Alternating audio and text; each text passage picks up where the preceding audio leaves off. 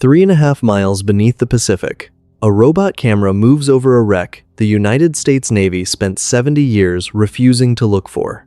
The hull is torn open, the bow is gone, and scattered across the seabed are objects that do not belong in any ordinary shipwreck. A steel safe, still sealed, a spare parts box stenciled with a name the Navy tried to bury, and somewhere in the dark, the wreckage of a secret cargo that had already changed the world. 900 men survived the sinking of this ship. Only 316 came out of the water alive. And the reason has nothing to do with the torpedoes that sank her. It has to do with 3 radio messages, 3 distress calls that were sent that night, 3 calls that reached American ears. And what happened to those 3 messages is the darkest secret in the history of the United States Navy. This is the USS Indianapolis. It is the 26th of July, 1945. A heavy cruiser noses into the harbor at Tinian, in the Pacific. She has just crossed 5,000 miles of ocean in 10 days, a record run. Her crew does not know what she is carrying. In a crate, welded to the deck of the captain's cabin, is uranium. Inside a canister carried by hand are the components of an atomic bomb. The bomb is called Little Boy. In 11 days, it will destroy the city of Hiroshima. The Indianapolis delivers her cargo. The most important delivery of the war is complete. And then the Navy sends her onward, alone, into water it already knows is dangerous. She sails for Guam, then for Leyte Gulf in the Philippines. She has no escort. Destroyers are supposed to screen a cruiser like this. She is given none. Her captain, Charles McVeigh, asks for one. He is refused. McVeigh asks about enemy activity along his route. He is told the way is clear. It is not clear. American intelligence knows a Japanese submarine has been operating in those waters. Nobody tells McVeigh. Remember that. It is just past midnight on the 30th of July. The sea is dark. The moon is behind cloud. The Indianapolis is running at 17 knots. Most of the 1,200 men aboard are asleep. Some are on deck, lying in the warm air because the compartments below are stifling. 400 yards below the surface and a few miles away, a Japanese submarine has been watching her for nearly an hour. Her commander is Mochitsura Hashimoto. He has been waiting all war for a target like this. He fires 6 torpedoes. He fans them out so that even if the cruiser turns, at least one will find her. The men on deck see nothing coming. At 15 minutes past midnight, the first torpedo strikes the starboard bow. The explosion tears the front of the ship away. Dozens of men are killed instantly. Captain McVeigh is thrown from his bunk. Smoke fills his cabin. He gropes his way onto a dark bridge, wearing nothing at all. The second torpedo hits amidships. Fires break out. The power dies. The ship begins to lean. There are 13 men on the bridge that night. Only 3 of them will live. McVeigh tries to do the one thing that matters now. He tries to confirm that a distress signal has gone out. Then a wall of water sweeps him off his own ship. The Indianapolis rolls over and goes down by the bow. She sinks in 12 minutes. Roughly 300 men go down with her, and nearly 900 are left alive in the open Pacific. They have no lifeboats to speak of. They have a scattering of rafts, a few floater nets, and life jackets. Almost no food, almost no water. But they are not afraid, not at first, because every man in that water believes the same thing. They believe a distress call went out. They believe the Navy knows exactly where they are. They believe rescue is coming in a matter of hours. The sun comes up on the 30th of July. The men gather into groups. Some groups are small. Some hold several hundred men. They tie themselves together. They take life jackets from the dead and give them to the living. They watch the horizon. They wait. And beneath them, drawn by the noise and the blood, the first sharks arrive. Nobody is coming. This is the part of the story that the United States Navy did not want told, and here is the truth of it. The Indianapolis did get her signal out 3 times. 3 separate distress messages left the ship in her final minutes. 3 American radio stations received them. At the first station, the commanding officer had given standing orders that he was not to be woken. At the second station, an officer looked at the message and decided it was a Japanese trick, a trap to lure American ships into open water. At the third station, the officer in command was drunk. Not one of them acted. Not one of them passed the message on. 900 men floated in the Pacific, believing help was on its way, because the message they trusted their lives to had, in fact, been sent.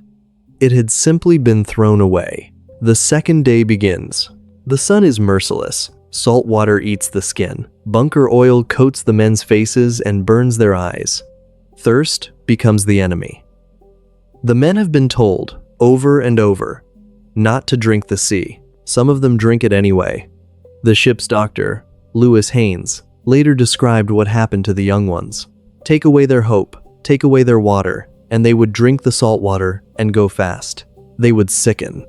They would grow more dehydrated. And then, he said, they would become maniacal. Men begin to hallucinate. Some see islands that are not there and swim away to reach them. Some see the ship below them, still afloat, with fresh water on board, and dive down to find her. They do not come back up, and the sharks stay. The men learn the rules of it. They push the dead away from the group, because bodies bring more sharks. They kick and shout and beat the water when a fin comes close. The sharks take the dead first, then the wounded, then the men on the edges of the group. Estimates of how many men were killed by sharks range from a few dozen to 150. Nobody will ever know the true number. Most of the men who died out there did not die from sharks. They died of thirst, of exposure, of burns and wounds and exhaustion. But the sharks were always there, circling, waiting for the group to weaken. On the 31st of July, the Indianapolis is due to arrive at Leyte Gulf. She does not arrive, and nothing happens. No alarm is raised, no search is ordered. Because of a peculiarity in Navy practice at the time, the arrival of a combat ship was not tracked the way it should have been. When she failed to appear, it was assumed she had simply been delayed. The most important ship in the Pacific has vanished with 1,200 men, and for another 2 days, not one person in the United States Navy goes looking for her. The third day. The fourth day. The groups are shrinking. The men are dying by the hour now. Some slip away quietly. Some, out of their minds with thirst, turn on each other. And then, on the 2nd of August, an ordinary thing happens. A Navy plane is flying a routine patrol. The pilot's name is Wilbur Gwynn. Gwynn is not looking for the Indianapolis. Nobody is looking for the Indianapolis. He is running a check on an antenna when he happens to glance down at the water. He sees an oil slick. He thinks it might be a damaged Japanese submarine. He drops down to look, and in the middle of that slick, he sees heads, dozens of them, then hundreds. Men, scattered across miles of open ocean, waving up at him. By pure accident, after 4 days and 5 nights, the survivors of the USS Indianapolis have finally been found. The rescue that follows is frantic. A flying boat lands on the open sea against orders and takes men aboard until they are strapped to the wings. Ships steam through the night with searchlights burning. One survivor said the lights looked like something out of heaven. He thought they were angels. By the time the last man is pulled from the water, on the 3rd of August, only 316 are still alive. 900 men went into the sea. Fewer than a third came out. The United States government does not tell the public what happened. It waits. It says nothing, and then it releases the news on the 15th of August, 1945, the same day Japan surrenders. The greatest naval disaster in American history is announced on the one day in the century when nobody is listening. Then the Navy does something it has never done before and has never done since. It puts the captain on trial. Charles McVay is court-martialed for the loss of his ship. Hundreds of American ships were lost in the war. He is the only captain ever tried for losing one to enemy action. He is convicted of a single charge, failing to steer a zigzag course. At the trial, the Navy calls an extraordinary witness. They bring in Mochitsura Hashimoto, the Japanese commander who sank the ship, and Hashimoto tells the court the truth. He says zigzagging would have made no difference. He had fanned his torpedoes precisely so that it would not matter. McVay is convicted anyway. The court did not hear that he had been denied an escort. It did not hear that he had been told the route was clear when the Navy knew otherwise. And it did not hear that 3 distress calls had been received and ignored.